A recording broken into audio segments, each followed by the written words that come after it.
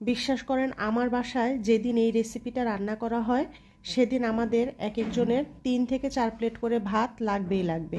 আসসালামু আলাইকুম সবাইকে, কেমন আছেন সবাই? আলহামদুলিল্লাহ আমি ভালো আছি। আজকে রান্না করব হচ্ছে গরুর তিল্লি। এটাকে আমি একদম কালো ভাজা ভাজা করব। এটা দিয়েই আজকে আমরা 3-4 প্লেট করে ভাত খাবো আলহামদুলিল্লাহ। এখন আমি এটাকে মেরিনেট করব। খুব ভালো করে ধুয়ে নিয়েছি, কেটে নিয়েছি।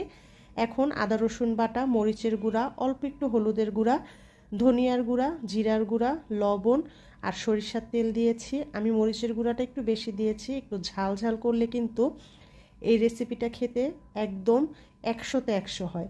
এখন মেরিনেট করে 1 ঘন্টার জন্য রেস্টে রেখে দিব।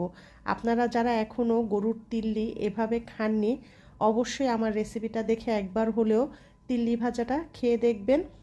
আশা করি নিরাশ হবেন না।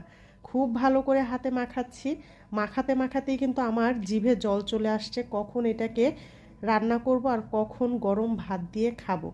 তো আমার রেসিপি একদমই মেরিনেট হয়ে গিয়েছে। এখন কড়াইয়ের মধ্যে আমি তেল নিয়ে নিয়েছি, তেলের মধ্যে দিয়ে দিয়েছি হচ্ছে মেরিনেট করা গরুর তিল্লি, দিয়ে 10 মিনিটের জন্য ঢেকে রেখে দেব। 10 মিনিট পরে ঢাকনা উঠিয়ে নেড়ে চেড়ে দিব। এখন মিডিয়াম আছে এটাকে আমি ভাজা ভাজা করব, কোনো ধরনের পানি দিব না। তিল্লি থেকে যে পানিটা উঠবে সেই পানিতেই আমি এটাকে চুলা ধিম করে ভাজা ভাজা করে নিব। অবশ্যই এভাবে একবার হলেও গরুর তিল্লি রান্না করে গরম ভাত দিয়ে খেয়ে দেখবেন। সবাই ভালো থাকবেন, আল্লাহ হাফেজ।